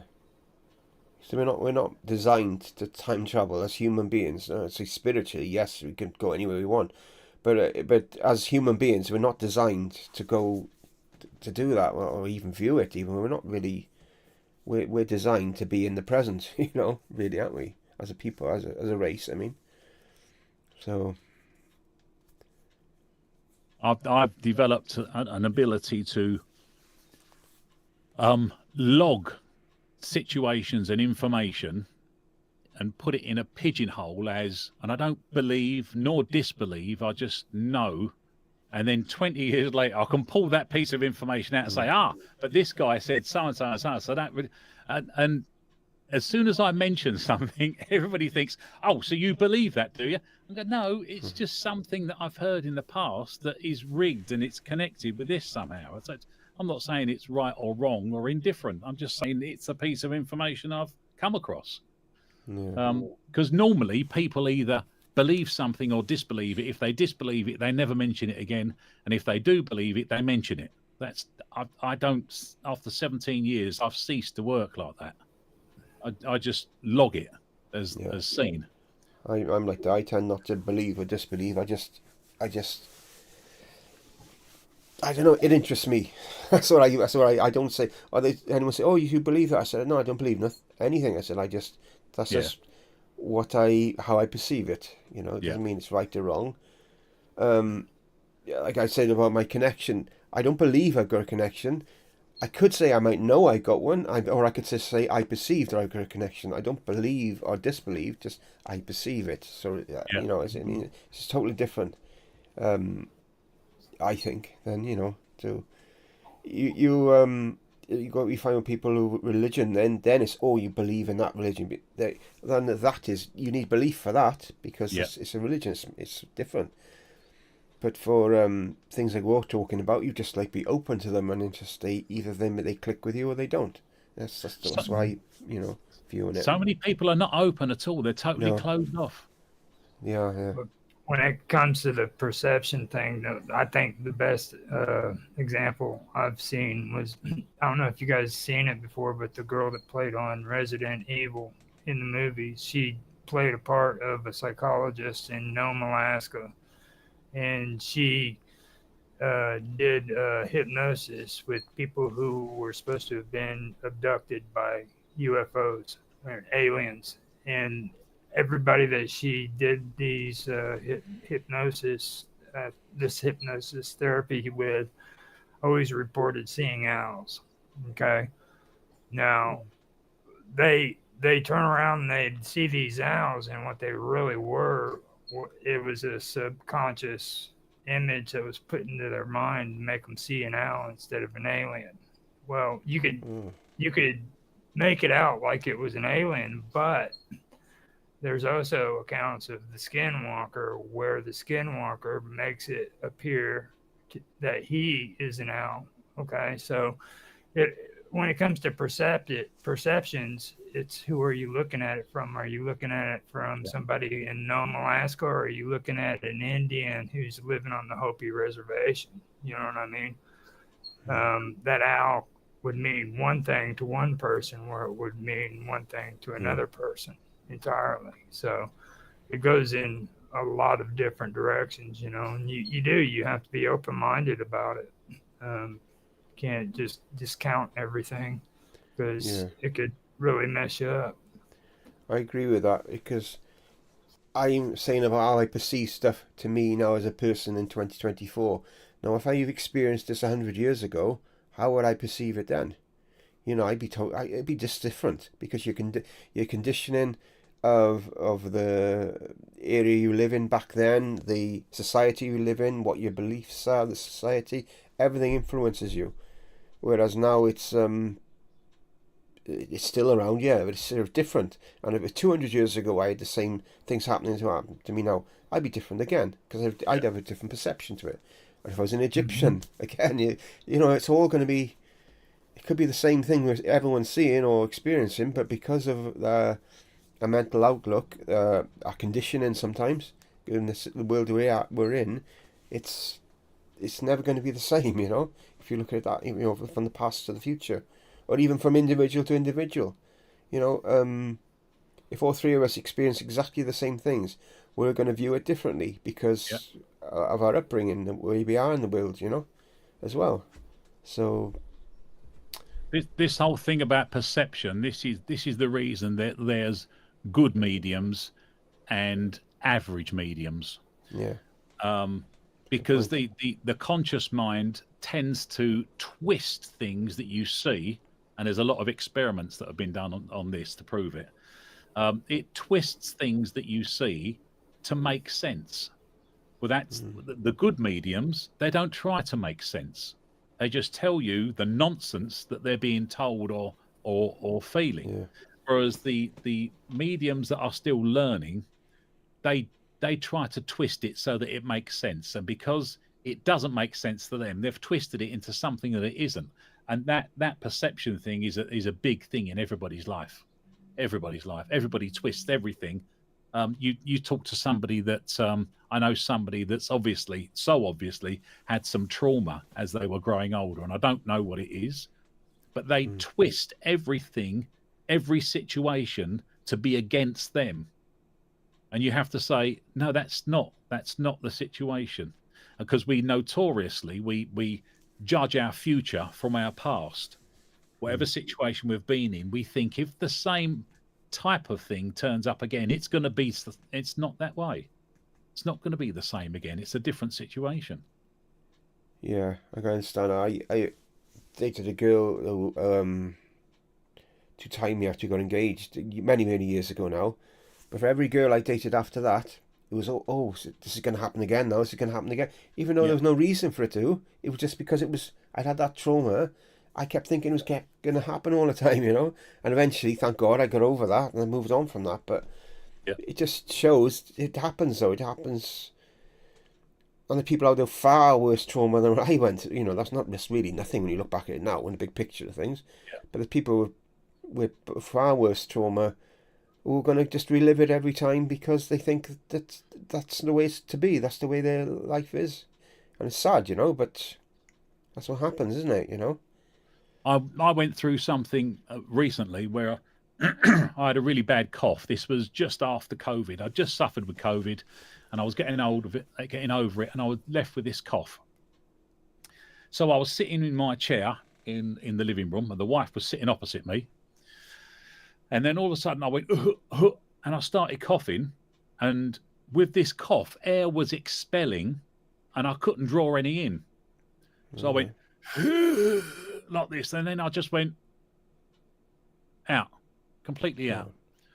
And I come round, it seemed like the blink of an eye, but it must have been about 10 or 15 seconds I was out. I come round, and the wife is I can laugh now. The wife's behind me, hitting me back. She thought I got something caught in my throat. She's going, lean forward. And I went, the hell are you doing to me? Get off. Because I didn't know what had happened. So what are you doing? Get off me. You're smacking the living daylights out of me back. I didn't realise I'd passed out. Yeah. But that ever since then, if I got a cough, my wife goes, are you all right? And I'm going, don't bring the past forward. Leave it in the past. Yeah. So she's done exactly the same thing as you're saying. I don't know. With me, I think there's certain things in your life that do make you who you are. You know what I mean? Like John, he had an experience with a woman, and most things that change boys into men are pretty much women. You know what I mean? Yeah. So, like for me, when a situation like that happens, that kind of molds you into the man that you're going to be. You know what I mean? And what you want for yourself. So, I mean, even in that aspect, it's a positive. You can turn a negative into a positive and learn from it. The big issue is that a lot of people don't do that. You know what I mean? A lot of people don't take the negative in their life and say, look, I need to learn from this and not do it again. You know, everything is a learning lesson. And it's just like I said, I seriously believe that life's life's a process. I mean, you go through processes, and if you're not willing to go through that process, then you're going to stumble. You're going to have stumbling blocks, basically, you know. And I'll be one of the first people to admit, you know, I've stubbed my toe quite a few times. You know, my life isn't even close to perfect, but I know now that everything that I went through was a learning lesson, and at any time I can take that hammer and put it down. I don't have to freaking keep beating myself in the head with it. You know what I mean? And that's what I have a tendency of doing is whenever I freaking make a mistake, I like to beat myself in the head with a hammer. You know, and at any time I can put that hammer down and freaking leave it alone, but I don't do it. I'm stubborn. You know, got to do it my way. So whenever I think of stuff like that, that's the one thing that really holds on to me. It's like, you know, you can always turn anything into something positive if you just have even half the effort to try to do it. You know, because life can suck if you let it. Yeah, can. You know, it really can. And when I was talking earlier about the Zoroastrianism, basically, you know, their philosophy is pretty tight because they tell you have a choice which path do you want to go down. You know, if I want to give in to those negative aspects of life, then I'm going to become that person. You know what I mean? But if I want to look at the positive aspects of life and I want to follow that path, I'll become that person. So it's my choice. You know, there's no predestined freaking outcome. It's my choice every step of the way. So. Yeah. I had a question of Jackie. It's a huge, well, it's like an essay, bless her, the background to it. I can't read it all, it'd be too much to read, but I can give you the question, which I don't know if you guys can answer us. I've answered the best I could. I put it's on the Discord anyway, the whole, her whole, everything she wrote down, but I can't read it all now. It's to do with her last marriage. Her ex is convinced he only had one lifetime. You reckon there's no afterlife, no gods, nothing. You live, you die, you're gone, that is it. And she says she's convinced she's an eternal being, and I will go home to my spirit after I die. But the question is, are there mortals, immortals, and eternal beings on this earth in human form? I think we're all the same. We're all exactly the same. Yeah, that's what I said to her. Yeah, that's what I thought. We're all, if you look at, go onto YouTube again, I love this fella, Bill Hicks. It's just a ride. Type that in and sit and watch what he says there. That is, he's put it so eloquently, it's untrue. And that's what I believe, exactly what he's saying. It's just a ride. You are sent, you are doing what you're doing to learn certain lessons. And when you've learnt the lessons that were set out before you turned up here, you're off, you're gone again. Yeah. And then if you haven't learnt what you're supposed to learn, they send you back, going through it all again, go and do it all again. And I'm now, after 17 years of research, I now am trying to correct all the negative aspects. And what Roger has said about you keep beating yourself up, this is me all over. I try to correct negative aspects of my personality to be a better person, because I don't want to come back here and do all this all over again. It's like a waste of time. So I want to move on. I want to see what else is going on. Yeah, with me, when it comes to what Jackie said, I stick to my roots in Alcoholics Anonymous, and they said, "Freaking, it's simple. Like, you know, I keep it simple. Stupid is what they say. Kiss." And the thing of it is, who am I? You know what I mean? Do I have a right to say that freaking God exists? Do I have a right to say he doesn't exist? Do I have a right freaking, I mean, do I have any power to freaking claim that I know there's a God or that I'm God? You know what I mean? I don't have freaking the power to control anybody even myself. So why would I make the statement that God exists or he doesn't. You know what I mean? Just keep it simple. Don't try to overcomplicate it. You know that freaking it works. If it works, keep doing it. If it doesn't work, don't do it. Stop doing it. You know, I try my best to stay away from the whole "does God exist" question, because usually whenever you get caught up in those kind of conversations, everybody wants to debate you. Yeah. So I try to avoid that, and the best thing I can say is if it works for you, keep doing it. You know what I mean? If you believe in God and that works for you, then keep doing it, because that means that freaking you believe in something and it's working, and that's the most important part of it. Just don't get complicated. It doesn't have to be that complicated, and that's my answer. It's literally my answer, John. I'm done. You're quiet. Have you got any more to tell us, Roger? Come on.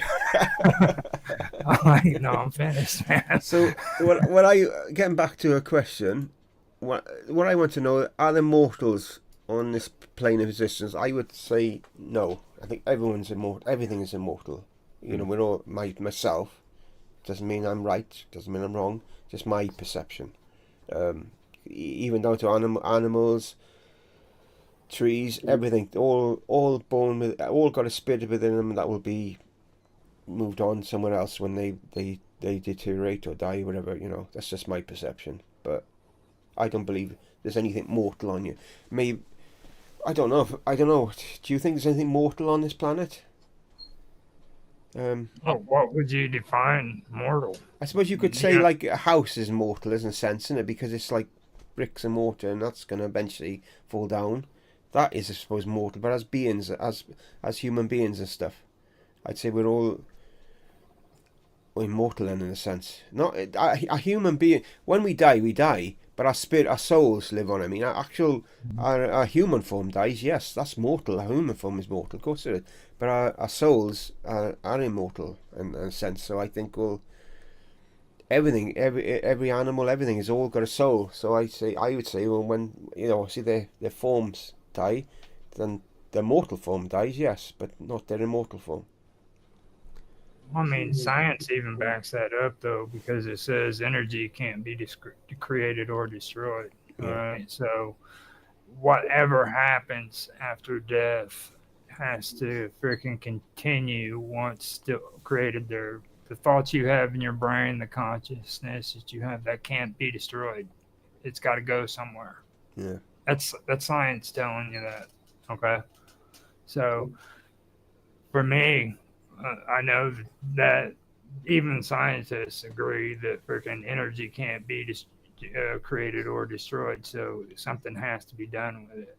So, I mean, it's your decision on what you believe, but there's also little telltales too if you pay attention to it. Like, I don't know. I mean, being honest, I don't know if freaking there's a life after death, but you know what? I really like happy endings. I love happy endings. I mean, I don't want to freaking die and all of a sudden nothing. You know what I mean? I mean, nobody wants that. So why would you even bring that up? You know what I mean? That's horrible. Yeah. You know? I mean, seriously, think about that. That's probably every human being's worst freaking nightmare. It used to be mine. Years ago. Before I had a sort of awakening, I used to lie in bed every night, be terrified of dying. You know, but not anymore. Why would you even want to contemplate that? I couldn't even imagine atheists freaking honestly believing that, because that's terror. That really is terror, that there's nothing. You know. True.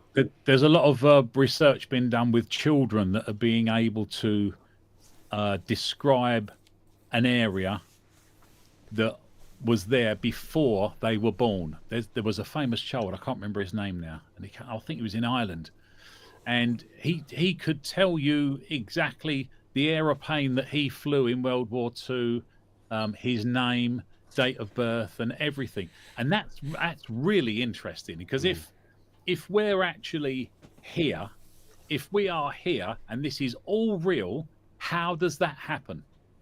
Yeah. But if it's a dream-like state, which is what quantum physicists is saying, they explain it as in a holographic reality theory, which is that I think that tends to lose people. But if you say in a dream, you can be anywhere, you can go anywhere, you can do anything, and it all seems so real and so natural. And we will only know whether this is a dream at the passing point, because that's our waking up moment. Exactly the same way as in a dream, you only realize it's a dream when you've woken up and looked back. And there's a lovely phrase by one of the old philosophers. I can't remember it now, but he says exactly the same thing. I look back after my death and laugh at what I thought were problems and then I realize it was just a dream. I'm really paraphrasing there, and that's nothing to the way he explains, but it's an explanation which would explain all of this, reincarnation, so on and so forth. It's just a dream. It's, as Bill Hicks says, it's just a ride. Get in, enjoy yourself, get out, and if you need to come back and do the ride again, you'll do the ride again. I remember once I was my partner's family. They're like three, it's like two sisters, two girls and one boy, and I was winding up my niece once, and I was telling her, oh yeah, there was another aunt. You got another auntie as well, and just winding her up, joking with her, and she was laughing. She our mum was playing jokes on us. She just didn't think of it. I said, yeah, between the such and such and such and such, there was a little girl there as well. And she said, where is she now? So she lives abroad. And I was just joking about the whole thing, only to find out 12 months later that my in-laws had another baby, and the time span I said, but she was miscarried. And it was a little girl, and I thought, oh my God. And I said this as a joke, and it actually, in reality, well, might have happened. If they hadn't had the, it would have. It was like really freaked me out. I thought, how did I know that? No one's ever told me, but I knew it. But how did I know? I just couldn't get over it. And it's happened before. Other situations, I've said stuff, and they said, "Well, how did you know that?" I said, "I don't know. I just said it. I even said it as a joke."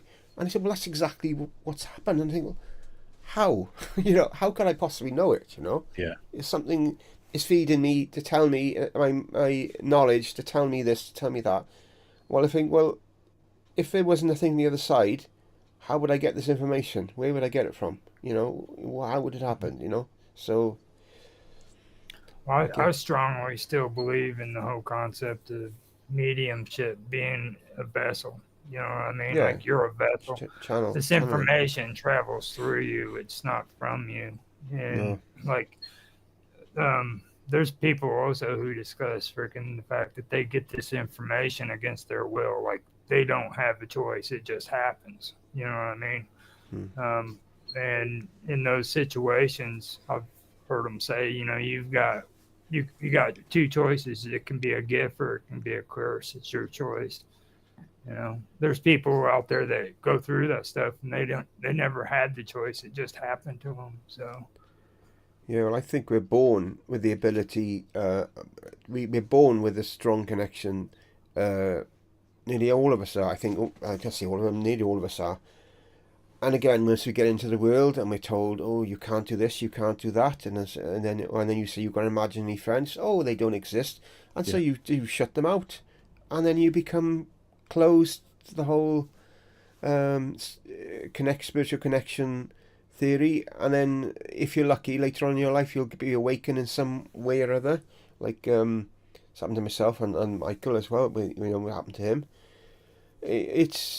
But others don't. They have their whole life and they just feel they're looking for something and they don't know what it is. They try and buy the latest TV, they buy the newest car, and they feel good for like about an hour or so, and then it's just like, no, it's not what you're looking for, And that's what it with me when I became awakened. It was through me seeing these others had something and I was missing it. I thought, like what I want, but they've got something and I'm missing it. And that's that came with me. That's what happened with me. Jim Carrey's gone through something over the past 10 years. And I'm sure it's been an awakening with him. Yeah. Because he said the same sort of thing. I mean, he notoriously was into a cosmic ordering, as they call it, or manifestation, because he wrote himself a check for $10 million and he put a date on it. And then when it got to the time that the date was due, he'd signed the contracts for Dumb and Dumber, and it was $10 million or something that he got for that. So he still carried the check around with him. It was all tattered and torn. But he openly says now that things are not the way we think they are. No, definitely not. I agree. It's an eye opener, because that's the same thing I said whenever I was trying to sober up. I want what he has, you know what I mean? I was having a hard time sobering up on my own, and the only thing that helped me was the guy sitting over in the corner that had 20 years of sobriety, you know. I want what he has, and that's how it works. If you want to deny who you are, then you're going to go through life having a lot of these problems, these hiccups in your life. Like, there's people who have a lot of issues, and the reason why they have a lot of issues is because they don't understand that these events that are taking place in their life are natural. There's something that's happening to them naturally. And like you said, they've been pushed down and told, look, you can't think that way because that's not normal, you know. So they try to block it out. And if, buying a TV was the worst thing that happened, then that'd be okay. But it's not. There's a lot of people with a lot of bad mental issues because they have those kind of abilities. And later on, when they get to be like 40, 45 years old, they figure out, what's going on. And they've been through so much trauma because of it, that it's messed them up. So. Well, as a healer, that's one thing that I've been shown. Above all else, 90% of the illnesses that are around today, that we experience, is down to our past, from our emotions, trapped trauma. It's all affects it. They're the cause of most of it. It's just, that's what I've been shown. It's 90 or more. It's a really high percentage of illness comes from us burying stuff in our youth. When we're in our 20s, we bury stuff like pains, trauma, grief. Instead of dealing with it, that resurfaces later on in our life as an illness. It manifests as an illness later on in our life, and it's sad, but that's the way it is. That's what I've been shown. I don't know if I'm shown rightly or wrongly. Not saying I believe it. It's just that's what I've been shown. So make of that what you will. But that's what I've been shown. So. Well, gentlemen, I would love to carry on here, but my voiceover work is mounting up now, so I'm going to have to make a move, I'm afraid. Yeah, I have to shoot now as well. I'm glad to be here. Appreciate you being here too, Michael. And it's my pleasure. Yeah, really. It's gone quite long, isn't it? 2 hours. I love to come and talk to you guys. I really do. So, you okay still for Wednesday, Mike, to start the water into wine? Thursday, wasn't it? Or was it Wednesday? Is it Wednesday or Thursday? I can't remember what I said now. Yeah, you're going to have to figure that out. I'll talk to you off screen and whenever. Yeah. Okay. January's horrible. That's all I know. It's like freaking. This has been crazy. January in its 1,000 days. So you feel like it. I'll see you guys later. Yeah, catch you there. Cheers, gentlemen. Thanks ever so much. Nice to speak to you. Bye. You too. All right. Let me get off here.